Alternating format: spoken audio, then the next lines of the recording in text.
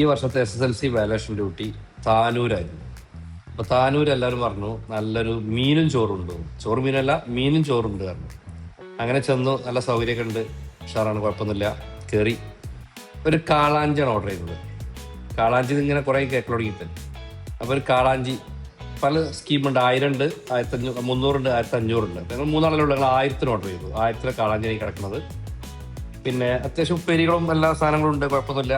പിന്നെ ചോറും ഒക്കെ നല്ല അടിപൊളി, കറിയും നല്ല സാമ്പാറൊക്കെ കൂട്ടി, മീൻ കറി ഉണ്ട്, സാമ്പാറുണ്ട്. ഞാൻ പിന്നെ സാമ്പാർ മാത്രമേ വെച്ചിട്ടുള്ളൂ.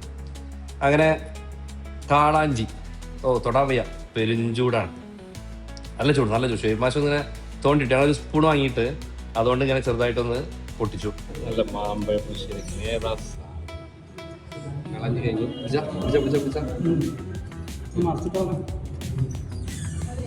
കളഞ്ഞ് മറിച്ചിട്ടാണ് ഒരു മാങ്ങട്ടി. പക്ഷേ മൂന്നാളെ കൊണ്ട് പോലട്ടോ അല്ലേ? ശരിക്കും ഈ ഒരു കാളാഞ്ചിക്ക് 4 ആളേലും വേണം. 1000 റുപ്യേനെ കാളാഞ്ചിയാണ്, അതെല്ലാം 3 ആൾക്ക് പോണില്ല. 4 ആളേലും മിനിമം വേണം. എന്താ ശരി കുറവാണ്.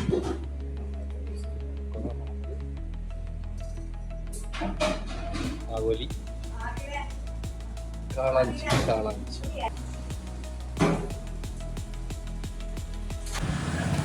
ഷുമാഷ്ക്ക്